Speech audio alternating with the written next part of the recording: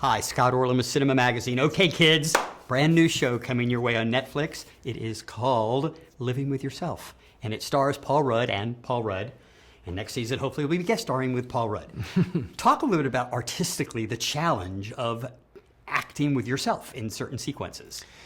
Totally unique. Normally, if you're in a scene and you're acting with people, whatever they're doing, I'm reacting to it. So you start a scene, you don't really know what direction it's going to wind up in. You don't know where it's going to go, how it's going to get there. And this was something where I was able to construct a scene and take it to the exact place I wanted to.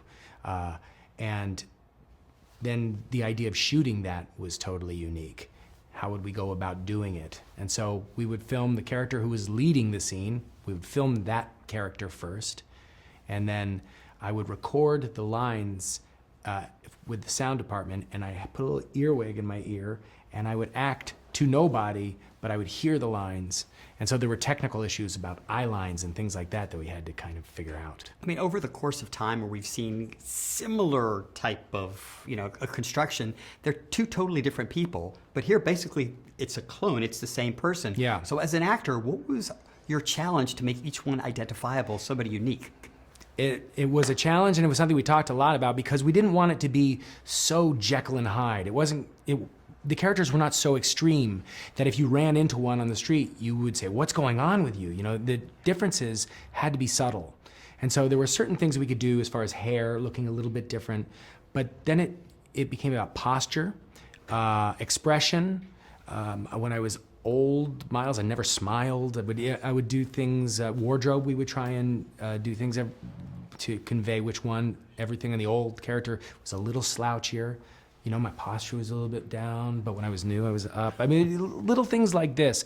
And what happens is when you're playing a character, I feel very connected to the character, and that manifests itself in ways that I don't even quite realize. And I felt as if I was playing two very distinct, different people.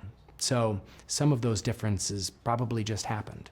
What's really kind of intriguing about watching this show is, obviously the springboard is that this guy goes to a spa, he thinks he's getting a spa treatment, and he's basically cloned, and both survive and kind of exist.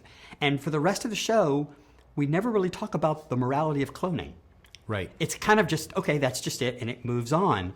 Did it offer you any food for thought? I mean, obviously there are things that are being cloned now, right. But is this something we should worry about?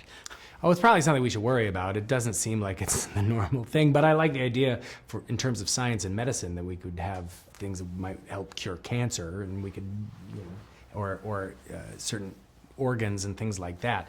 But we never talked too much about the morality of it, and it wasn't the theme of the show. It was, the questions and the things we were kind of talking about were a little bit more existential, like what is a good version of yourself, and if you could have that, is it really the best thing? And what's important to be a kind of a fully formed human being? Are you in the best version of Paul right now? Oh God, probably not. If my daughter would say, absolutely not. The best version of Paul doesn't have that much hair on his face. Well, so if anybody has a razor at home that they want to donate to help Paul's daughter, this is your opportunity. Paul Rudd, thank you as always. She'd appreciate it. Thank you, Scott. And this is Scott Orland. Until next time.